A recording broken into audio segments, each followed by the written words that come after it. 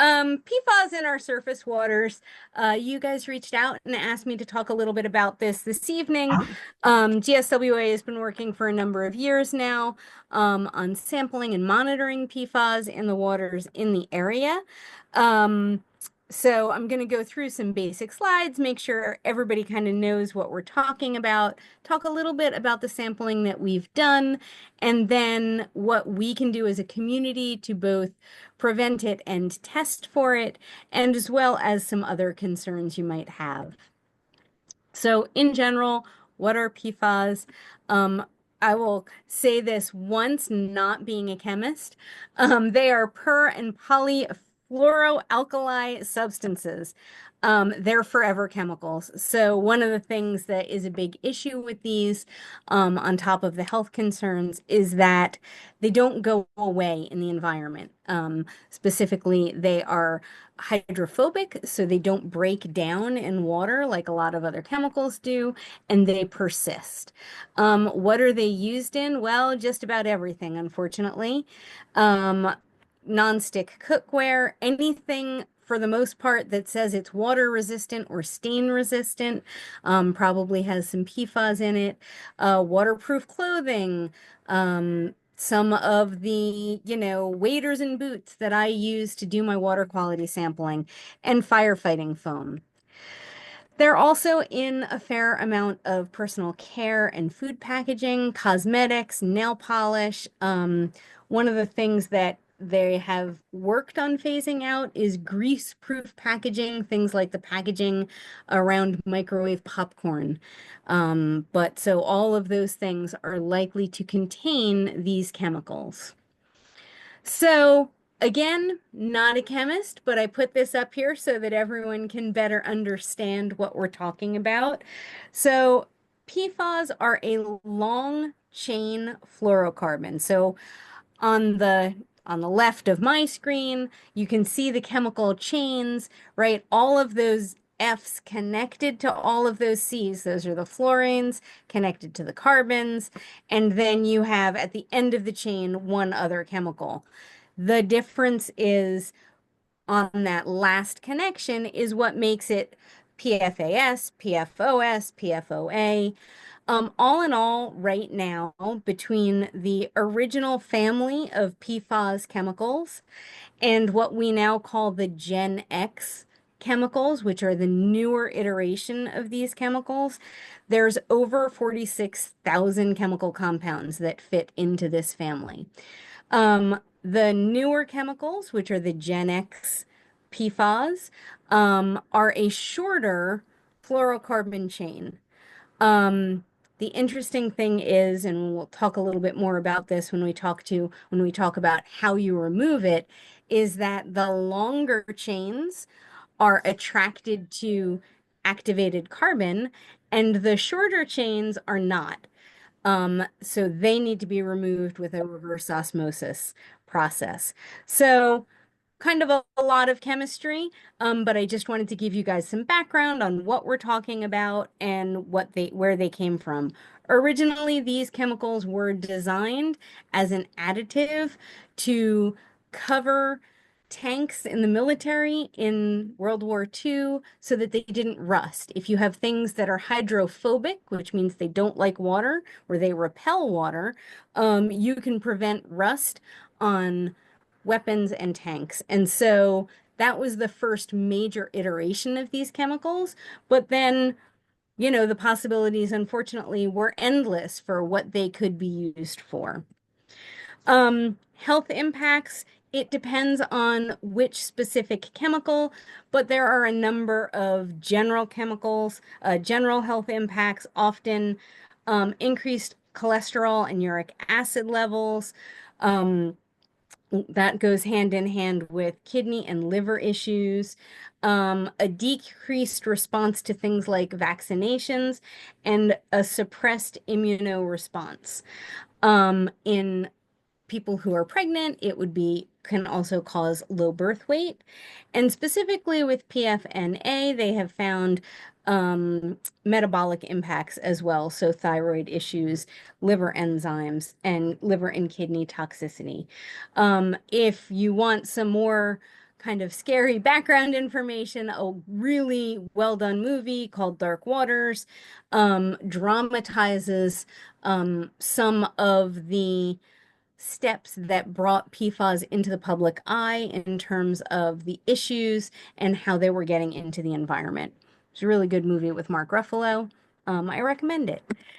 Rules and regulations. So, New Jersey DEP currently has set rules and regulations for 3 PFAS chemicals. Remember, I said there were 4,600, right? So the 3 chemicals um, that they have singled out are the most prevalent and most commonly found in the environment. So it's PFOA, PFOS, and PFNA. So some of the specifics about these 3 chemicals, they were the most commonly used early on, which makes them the most commonly found when we sample. Um, they were also the ones that were most stringently tested to determine the toxicity and human health impacts. And so these are the ones at this point that have been set aside and singled out for regulations. Now, New Jersey DEP sets. Did I have a question? Hi, Sandra. Hi. I had a question about something you talked about a few minutes ago. Sure. You mentioned the long chain and the short chain PFAS, and that short chain is removed by reverse osmosis. Yes. Is long chain also removed by Not reverse osmosis? 100%. So they're still doing some studies on the long chain, but what they're finding is that to remove, if you have both present, if you have Gen X category of PFAS, which are the short chain, and you have the long chain PFAS, PFOA, PFOS, you need both systems to adequately remove both below the levels that have been set by New Jersey DEP for drinking water. Um, the carbon filtration will attract the long chain, and the reverse osmosis clears the short chain. So in that case, we have a well closed, and we are putting in a reverse osmosis system. Mm-hmm. That makes sense. But I wasn't aware of the long chain, short chain differentiation. So Yeah. Again, the reverse osmosis will remove some of the long chain, but it is not as effective as the carbon, at least for the research that I have done. Though, again, go ahead. oh no, I was just That's it. Okay. Okay. Um, so again, New Jersey was one of the first states to put these regulations into effect, and promulgate them so that they were enforceable. So if you are on what I call public water, if you pay a water bill, your water is tested regularly as it exits the water treatment facility, and it must be tested and meet the standards for these contaminants. It must be below that for it to be able to go out. If you are on a public well, so if you own your house, not a public well, if you own your house and you have a well, you have well water. If you get your well water tested, and when you purchased your house, you were unaware that there was any contamination of PFAS or anything else in your well, and you test your water and you find contamination, there is something called the New Jersey spill law. And you can have New Jersey DEP come out and retest the well. And if they find the contaminants over the limits that have been set forth by the state, um, New Jersey DEP will install a system to remove them within your house. And they will maintain that system as long as you own the house. When your house changes hands, the new owners can either have New Jersey DEP come in and remove the whole system, or they can keep the system, but new owners would be responsible for taking over the maintenance of that system. So this is something that not a lot of people know, but I think people should know. So there is money out there for help. If you were aware of the issue when you bought your house, you are not eligible for this program. But certainly PFAS is covered under this program. So what are we talking about when we talk about 1 part per trillion? Just to kind of give people an idea of the minuscule amount that is considered hazardous. 1 part per trillion is equivalent to about a single drop of water in 20 Olympic-sized swimming pools. So it is a really, really tiny amount. So when we go out and we sample, when they collect your samples, there is obviously not a lot of margin for error when you're talking about such a small amount over such a large, quantity of water, right? Um, so the EPA put into effect levels that New Jersey DEP will have to meet. They are stricter levels than the current New Jersey standards. And these were interim when I made this slide, and I was working on updating it, but I didn't get there tonight. But these have been put into effect. So where you see interim, that is now the actual level. So for PFOA, it's 0.004. For PFOS, it's 0.02. And for Gen X chemicals, it's 10. They also have a PFNA standard, which is as well 0.004. And so those EPA standards, unless things change, will become the New Jersey standards in 2026 by law. We have to meet or exceed the EPA standards. So what allowed this to happen was the advance of technology in methodologies for testing these chemicals and the accurate minimum reporting level that a lab has to meet to accurately report the results. All right, so how do they get into our water? I'm a huge Pogo fan. We're the ones doing it. Obviously, these are completely man-made chemicals, unlike some of the other things that we have concerns with in our water, arsenic, mercury. Those are things that, at least in some small way, are there naturally, but PFAS are completely man-made. So the way that they get into our waterways is through human interaction.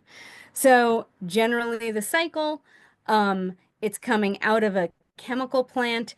In the US, PFAS are no longer allowed to be produced, but the Gen X chemicals are. So there's a lot of shifting of the chemical landscape, as it were, in terms of what we can produce. But the difference is it's what we can import, and we can still import products that contain these chemicals. So if any of you have heard on the news recently, up in Warren County, they discovered a huge infiltration into the groundwater of PFAS in exceedance of, I want to say it's about 20,000 times the safe limit. And this is because PFAS were a byproduct of manufacturing, and the manufacturer gave its sludge to farms in the area. And for about 25 years, they spread that sludge on farmlands as fertilizer, and it has made its way down into the groundwater.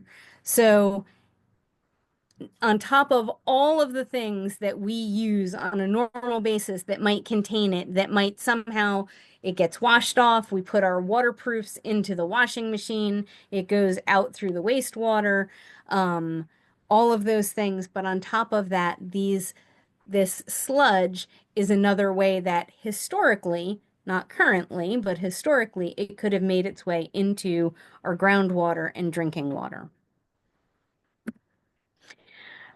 So the study that we did, we collected samples in 18 locations, 7 along the Passaic River main stem and 11 tributary sites, and 2 additional tributary sites out on the Rahway River. Um, I would love to say that we used Jockey Hollow as the headwaters of Primrose Brook as our control site because it is up in protected headwaters. There's no roads, there's no industry, there's forest all around. I would love to say that we had sites that came back with no PFAS, and unfortunately, that was not the case. So we found some level of PFAS at every site in every sample. We sampled for 36 different chemicals that are the most commonly found. And it was quite a sampling achievement. Um, Everything has PFAS in it. So developing our sampling protocols took a long time. We couldn't wear deodorant. We couldn't use conditioner in our hair. We couldn't use fabric softener when we washed our clothes. We had to have all natural fibers in our clothes. We were able to use Converse sneakers to sample in because Converse sneakers are PFAS free, but none of our waders or sampling boots that we normally had. So all of that, and I am happy to say that all of our blanks that we collected out in the field while we were doing our sampling came back completely negative, which means we did not cause any cross-contamination when we were sampling. Again, we sampled over 2 days to try and capture across the board without any influx of heavy rain or anything like that.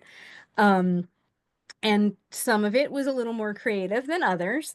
But we tried to sample upstream and downstream sites along tributaries and upstream and downstream of the Great Swamp National Wildlife Refuge to see how that giant natural filtration system was doing to filter any of the chemicals that we found.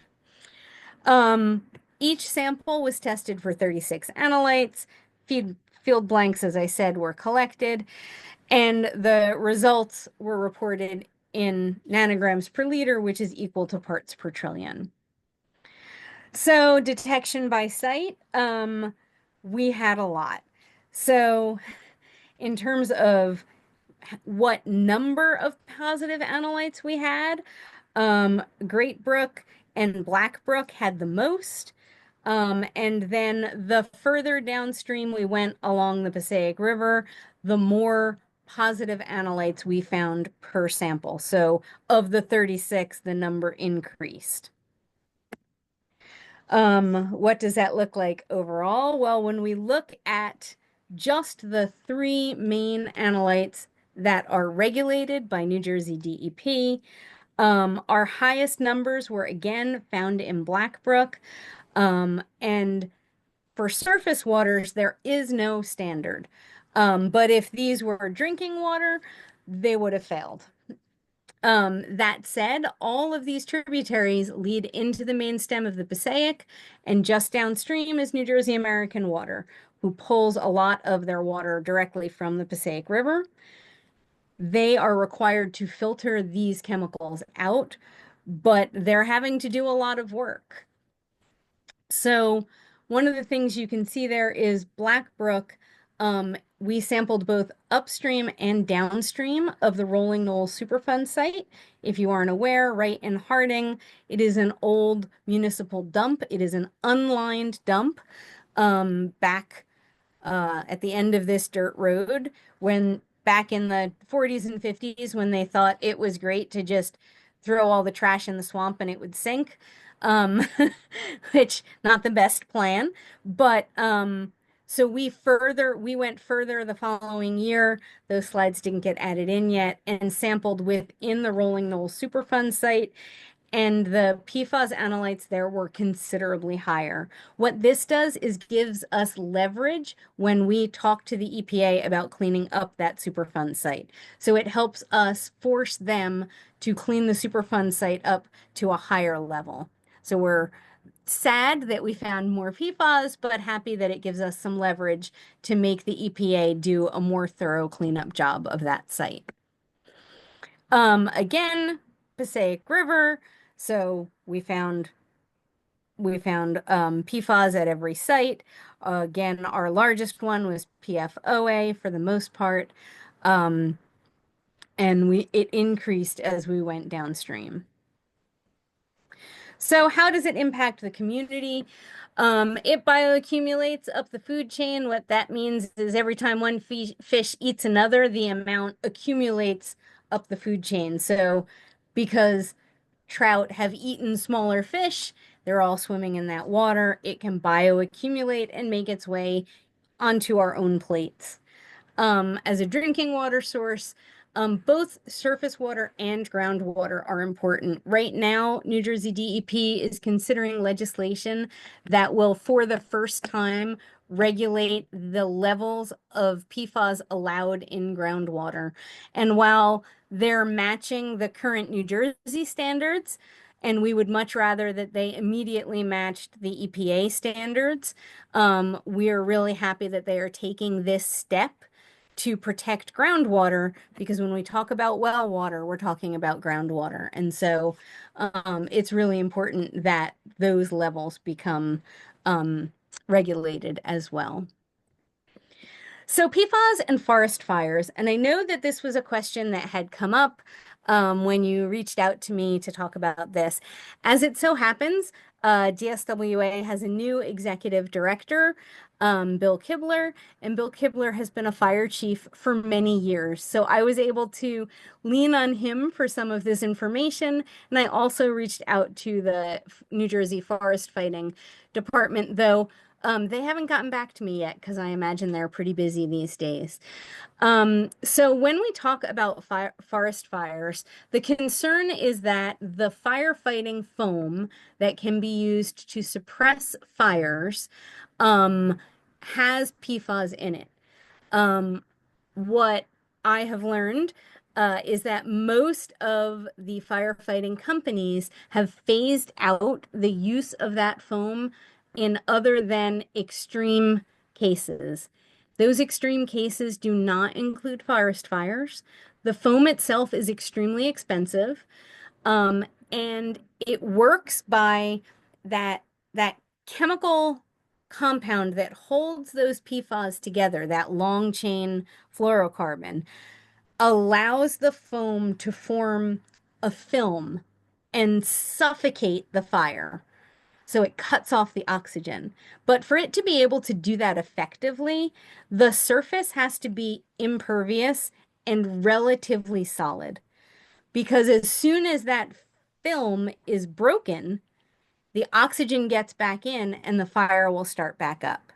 So this is the reason that they use this type of foam on things like fires at airports when there's a fuel spill, because you've got this blacktop pavement surface which is smooth and solid and nothing's getting through, and they can use the foam to suffocate the fire without the thought of that surface being broken. In a forest fire situation, if you think about what the forest floor looks like, it's all kinds of bits and pieces and sticks and rocks, and so they can't naturally form that binder without breaking it. And so it doesn't become an effective tool for fighting forest fires. The other thing is that the off-road vehicles that the firemen need to use to get to these backcountry areas don't actually have the equipment on them that is needed to mix the foam into the chemical into the water stream and make the foam. So the majority of forest fires are fought with regular water and sand as a suppression.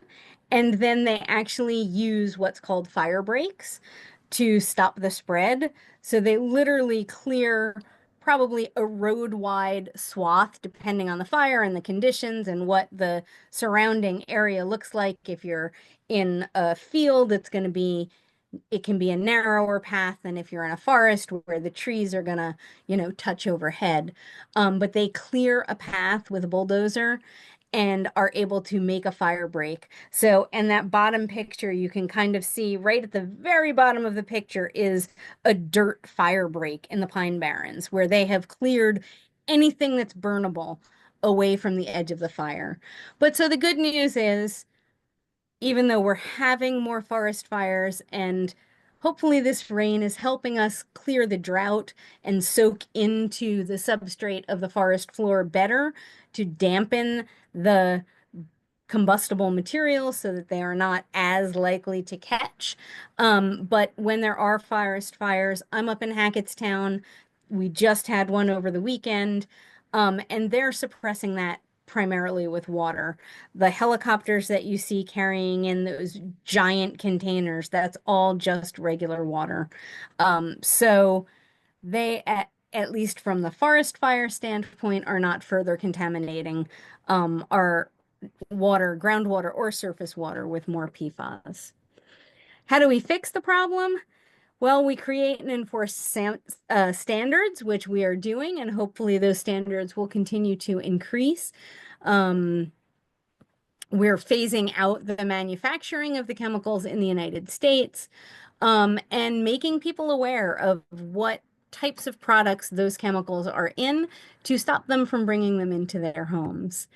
Um, Cooking pots and pans, they're required to to tell you if the um, surface of the cookware contains PFAS. There are a few great websites. PFAS Central Green Science has lists and lists and lists of both products that contain PFAS that you should stay away from, as well as products that are PFAS free. So you can use that to kind of follow up and check and see.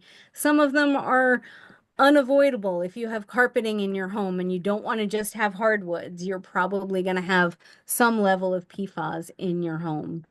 Um, and then clean drinking water. Again, public water supplies must comply with the New Jersey DEP regulations. If they do not, they must provide you with clean drinking water and let you know when it is safe to drink again. You do not want, it's not bacteria. If there are PFAS in the water, you do not want to boil it. This will not at all hurt the PFAS, but it will actually act to concentrate them down because you're going to boil off some of the actual water, the H2O, and the PFAS chemicals will just condense in the water that's left. Um, One of the things they're finding is that groundwater can be treated with activated charcoal. Reverse osmosis is effective, again, more effective on those short chain PFAS, though it does help to control the long chain PFAS. The plume that is in the groundwater up in Washington, they're talking about putting activated charcoal down into the aquifer at the downstream portion of that plume to try and stop it from spreading further. Be careful with bottled water. You are much better off getting your drinking water in your house tested and then using a reusable bottle. Though they are working to phase it out, a lot of the plastics that the bottles, single-use drinking bottles are made from contain some levels of PFAS. So again, you're much better off drinking your own water, as long as you've had it tested. Cleaning it all up, there are studies out there working on plants that will bioremediate and remove the PFAS from the soil and from some of the water. Wetland soils and microbes have been shown to break some of those down, and we did see some of that in our sampling. Our sampling site that was directly below the National Wildlife Refuge, the Great Swamp itself, had a decrease overall in PFAS, though as we went further down the Passaic and there were more inputs, that number increased again. And again, infused activated charcoal or reverse osmosis. But both of those are harder to work with in a natural environment, easier to work with in a house system. Um, there's the references. I'm happy to share my slide presentation with you, and I'm happy to take questions. County with the can you hear me okay? Yep. In Warren County with the contamination, what was the sludge a result of? Like what was what was being manufactured? I believe, and I'm not 100% sure, I believe it was fabric manufacturing.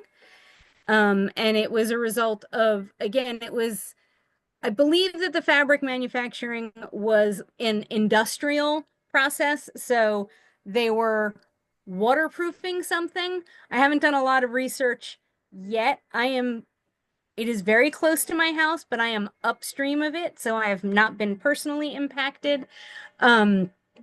So the sludge from making what I believe was some sort of waterproofed fabric or carpets had the PFAS in it because that's the process in which they make things waterproof or stain resistant. But again, don't quote me on that because I haven't done that part of the research. I know that the sludge was sold to farmers for um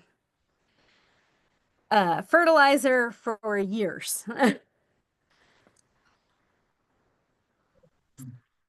Other questions? Um, so you were saying that basically anything that's any waterproof material, has PFAS in it. Is there any, but then you also said that they're required to stop making it. So there's no alternative to? So, this is a multi-pronged question, right? Canvas is naturally water repellent. Anything that's made with natural wool fibers is naturally water repellent. So those are some places to start. Um, they have phased out the manufacturing in the United States of PFAS, PFOAS, or PFOA, sorry, and PF, there's another one.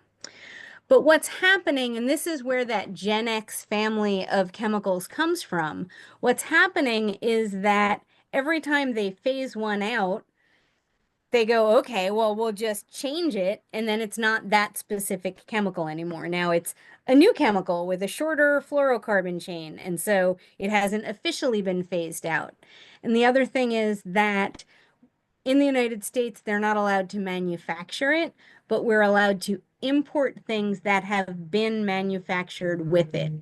So a lot of things coming in from outside the country, um, clothing and carpets that are made in another country and imported for sale here are still able to both use them or the fabric can be imported and then we can make clothing and other things out of the fabric.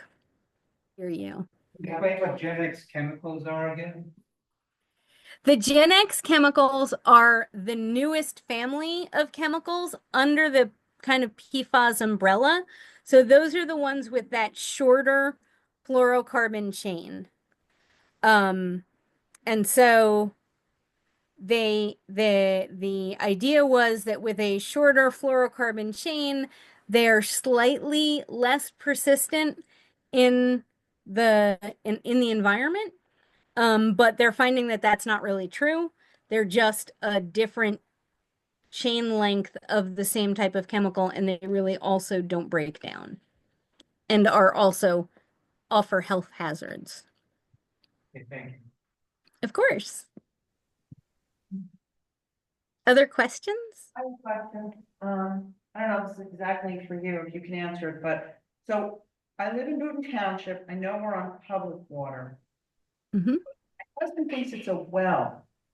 are there any public water sources that are actually from a Yeah, well? there are a lot of towns. Madison, for one, is a public well system. If you are paying for your water from a public source, regardless of whether they're pulling it from the river, they are required to test it. So then, so it's Boonton, right? We get our water from Yep. whatever supply is.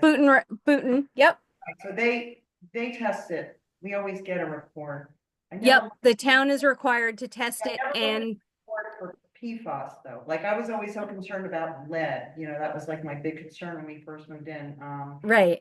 I'm going to look at that, but do you recommend anything in particular for people that wanna like home test their water? Like, there's so many things out there. I get so overwhelmed when I tried looking. It Uh, is really, really overwhelming. yeah, I don't So, spot with this that you're like. no, that's fine. So GSWA just about every other year runs a water testing program for people to test water in their own house. Raritan Headwaters offers the same thing. And a lot of towns will offer it as well. We are not running that program this year. We'll run it next year. Any certified lab in New Jersey will be able to come in and test PFAS for you. They'll do generally the same test that GSWA had run on our surface water, which runs 36 different PFAS chemicals. And then the they'll gladly give you the results. I do recommend that people get their water tested. If it's coming from if you have public water and you're paying for your water, they must report the levels if they are in exceedance. If they are not in exceedance, they're not required to report those levels. But if you ask for them, they are required to give them to you. So you can reach out to your water company. And unlike lead, which with lead, the biggest contamination factors happen after the water leaves the public treatment center in the pipelines. So in older pipelines, both through the community as well as within your house where there was lead solder used or lead pipes used, that's the biggest lead contamination. So even though for lead, if your water is clean at the water treatment plant when it leaves the facility, lead is something that can be picked up along the way. PFAS are very unlikely to be picked up along the way. Thank you. Of course. Any other questions? Uh, Yeah, I Dr. just have, Seibert. I just had a question. Uh, let's say a public water system does the cleaning, and what happens to the residue that they've cleaned? That is an excellent question since we just talked about residue causing issues. So, They sell it as um, sludge for fertilizer. right. So depends on how they're cleaning it. But it is the waste byproduct of that is required to be sent to a facility that deals with toxic chemicals. And it's a pretty high cost. So that's why it's even more important for us to work hard to not have it get into the water in the environment because they have to clean it up. And not unlike, wastewater from nuclear power plants or any other contamination that we make, we're sending it to what we consider a safe facility to be stored because it's not going to break down. It's just going to be there forever. And so ultimately, we're just pushing it down the line to be someone else's problem. Um, As a follow-up, I know there's been some research in finding microbes that devour toxic Ah. things. Are you aware of progress in that is maybe on a scale that could, or so starting to be at, on a scale that could? I know. Yeah. At this stage, all of the research that I've done says that there's research being done And it's actually, there's a fungus that seems really promising. Um, and it breaks it down in the mycelium. But it hasn't been completely proven effective yet, and it's only really been tested against one specific fluorocarbon chain. And so, will it work on all of them? Will it not? But I know that they are actively doing research, but they don't have a solution yet. We're in the same boat with microplastics. Right, right. That was the other application that I've. Yep. Yeah. Yep. So, one of the things I can say about microplastics is that what they are finding is successful, though we still have to dispose of the microplastics, is utilizing both freshwater and saltwater bivalves, so mussels and clams and oysters, and they put them in boxes and they're filter feeders and they filter the microplastics out, and then they pull them and put them in a flow-through tank with clean water. And within 48 hours, they discharge all of the microplastics and they're able to collect them and put the bivalves back in the water to do another round of work. Wow. So it's really kind of an interesting, process on the scale that we need it. We need to stop eating all the bivalves, I think. Save the oyster. I know. I really like a good clam, but maybe there's better uses. Right, right. Well, I can recommend a song in favor of bivalves by Cole Porter called "The Tale of the Oyster." If you look it up online, and you'll I enjoy. know that song. That's Yes. an excellent song. Yes. I love it. Yeah, I have another question. You had some really good graphs on. Oh, a little closer. I really like data, and you had some good graphs. So I was trying to look at the bottom of your graph to see where the locations came from. Mm-hmm. Were any along the Whippany River?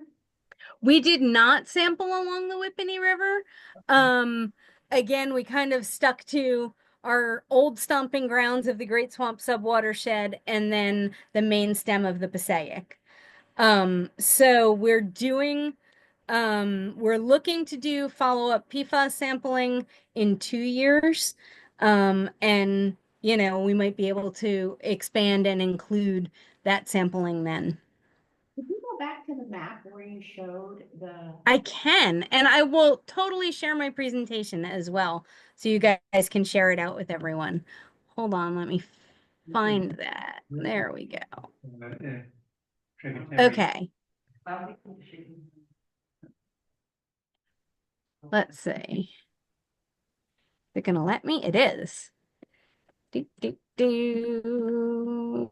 There is our sampling map. So the furthest upstream site we did was right on Tempewick Road in Mendham. And then I need to move you guys here over my map here. The sites that we did in Little Falls would have technically included the Whippany because that's after the Whippany connects with the Passaic. And then we did the 2 sites on the Rollway River. Where's the Black Brook? Yeah. Which color is Black Brook? Black Brook is green. So Okay. those 3 green dots are the Black Brook. Okay. Yes. No, I'm sorry. That is incorrect. Wait, yes. Damn. Sorry. I You've heard it before. know. Sorry. We've used it a lot lately too. I know. No, the green sites are Lawantica Brook. The orange peachy colored sites are Black Brook. That's, Yeah, you talked about that. I didn't know there was a Superfund site in Harding called, what was it called? There is. So the Rolling Knoll Superfund site in Harding is right in Green Village. it's private property, so, and it's a Superfund site, so you don't really want to go visit. It was a municipal waste dump that was unlined. And there was hospital waste dumped there. Bell Telephone Labs did a lot of disposal there. And again, I shouldn't say dumping, the disposal of waste there wasn't illegal when it happened. And the way that it was set up wasn't illegal when it happened. You know, we live and learn. And so it is right on the edge of the National Wildlife Refuge. In fact, some of the Superfund site actually is within the National Wildlife Refuge. And Black Brook runs right through that site. So we were able to sample, and then we went in and sampled some of the pooling water on the site, as well as a small tributary of Black Brook, which runs through the central part of the site. So GSWA, if anyone is interested, there is a community action group associated with every active Superfund site. GSWA up through and after COVID until 2022, ran that community action group and is actively starting to get it kicked back up into action through a lot of development and changeover in the EPA, who oversees the Superfund sites. The action towards remediation stalled in that site, but we are hopeful right now. We're working with the EPA again to get that up and running. And the community action group hopefully will, meet relatively regularly, and it's an opportunity for the community to have their voice as an integral part of the process, determining how the EPA decides to clean up that site and to what level they clean up that site. So do they clean it up to the point where they put a cap over it and put a fence over it and nobody's ever allowed to go there again? Or do they clean it up, which is what we're hoping for, to a level where passive recreation is able to happen safely on that site again? Thanks. Anyone else? Well, if there's no one else, thanks, Sandra, for a very informative presentation. I mean, Of course. And like I said, I will share my slides. And if you guys have any follow-up questions, please feel free to reach out. and we are recording it, so if anybody, missed the presentation, we'll have it on our WRWAC.org website once. Okay. Okay, thank you. All right.